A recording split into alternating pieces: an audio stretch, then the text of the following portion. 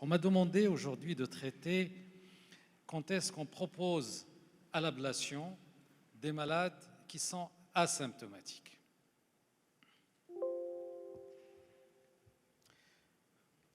D'abord, on va commencer par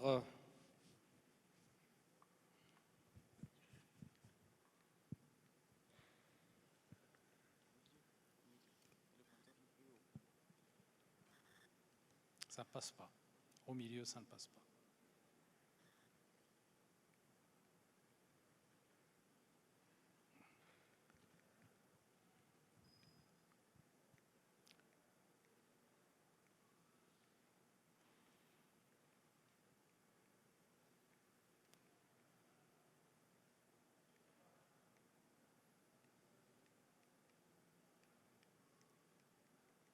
Est-ce que je peux avoir l'autre diapositive, s'il vous plaît?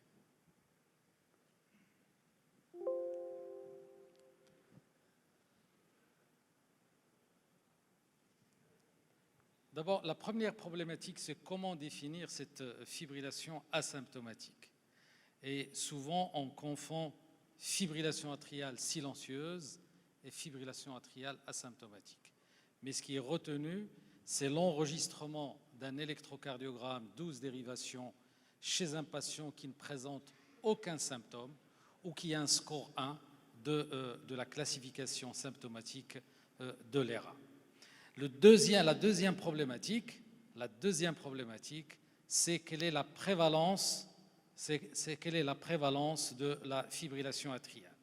La prévalence de la fibrillation atriale va être appréhendée difficilement au cours de la fibrillation atriale asymptomatique parce qu'il va falloir tenir compte de 3 composantes. La première, c'est chez quelle population on va faire cette enquête. La deuxième, c'est l'intensité de l'enregistrement. Est-ce qu'on va faire des électrocardiogrammes?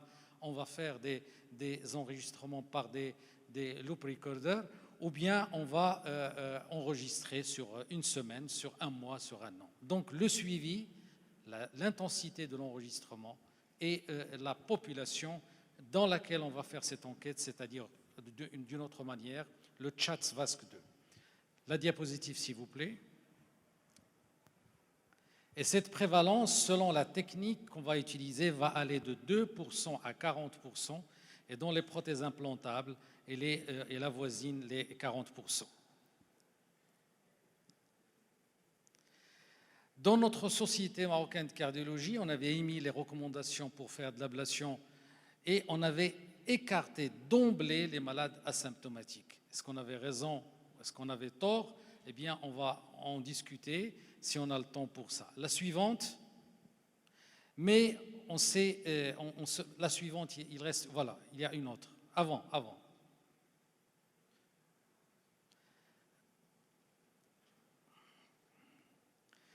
Mais on a suivi, en fin de compte, on a suivi la société européenne, puisque la société européenne, elle pose comme condition sine qua non la présence de signes pour proposer les malades à l'ablation dans la grande majorité des cas pour une indication classe 1A.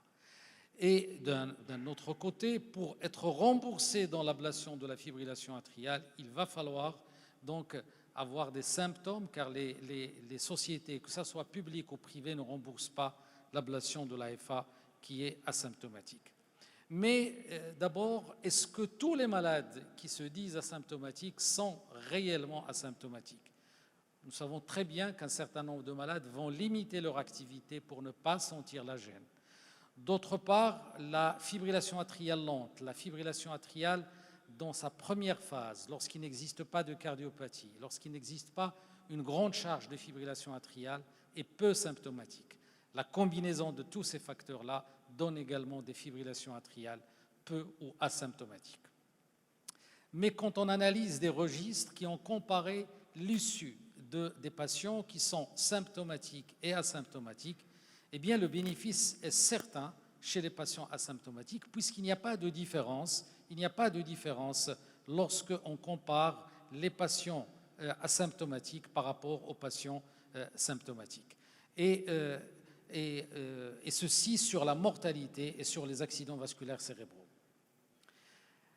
La société européenne, comme je vous ai dit, Elle retient le symptôme comme élément de proposer le contrôle du rythme. Et ce contrôle du rythme peut se faire de trois manières en général, soit par une cardioversion chimique, une cardioversion électrique ou par l'ablation.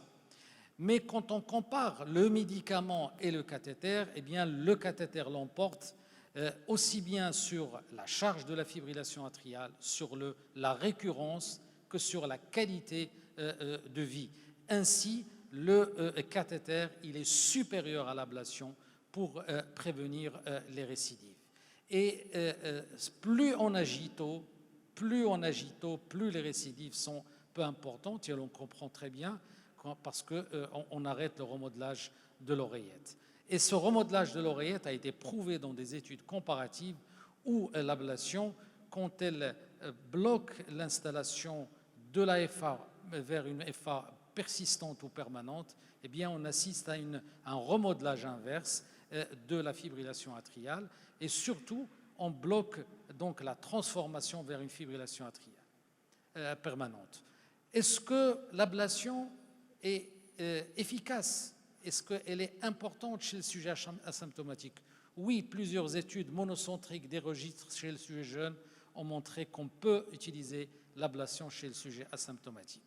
Deuxièmement, vous avez cette première étude qui a comparé un critère composite fait de l'insuffisance cardiaque, de l'hospitalisation pour insuffisance cardiaque, de la mortalité cardiovasculaire, du stroke et du saignement.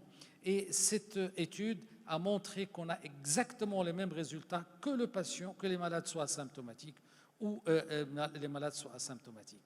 Et même dans un contexte de fibrillation atriale persistante, quand on analyse des éléments objectifs tels que le BNP, la taille de l'oreillette, la fraction d'éjection, eh bien l'ablation permet une diminution de la taille de l'oreillette du BNP et une augmentation de la fraction d'éjection. Et IST-AFNET 4 a apporté également d'autres éléments en faveur de l'ablation, puisqu'on gagne sur le critère composite, que le malade soit symptomatique ou asymptomatique.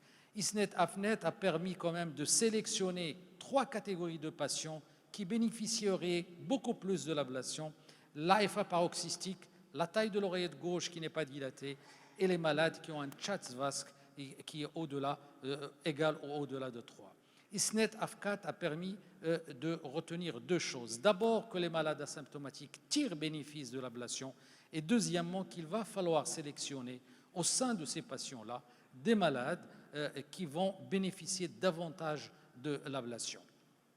Et donc, pour mener la réflexion, je rejoins le professeur Kam qui disait d'abord hier le symptôme, regardez le symptôme en rouge, il est présent dans la cascade, il est tout le temps présent. C'était hier. Aujourd'hui, eh bien, il y a les symptômes qui commencent à diminuer, mais demain, il n'y a plus de symptômes. Il n'y a plus de symptômes une fois que la FA est paroxystique ou persistante, non permanente.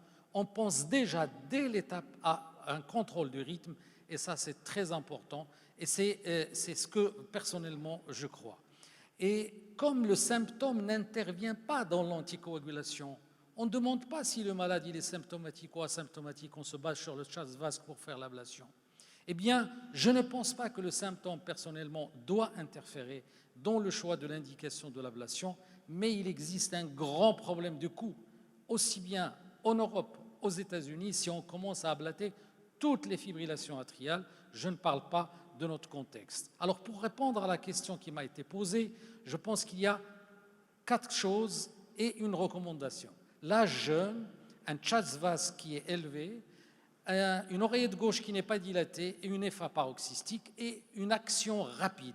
Si on agit rapidement, eh bien, on diminue le risque de récidive. Au Maroc, qu'est-ce qu'on fait?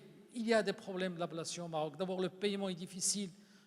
Avoir une deuxième procédure, une prise en charge pour une deuxième procédure, c'est un rêve. Et nous savons que les FA paroxystiques, c'est 20 à 30% de récidive. Et donc, le coût est le réel frein pour le développement de ces techniques dans mon pays. Mais il y a aussi l'ablation préventive, et ça, c'est à notre portée. Il va falloir quand même gérer les facteurs de risque en amont. Et il va falloir gérer les facteurs de risque pour préparer les malades à l'ablation, puisqu'on sait, lorsqu'on perd 10% du poids, pour un malade qui est proposé à l'ablation, on diminue les récidives de l'ablation. Et puis, il va falloir qu'on travaille ensemble. Quand on travaille ensemble, eh bien, on va pouvoir passer outre certaines difficultés et que le succès a notre goût quand on réussit avec des difficultés. Je vous remercie.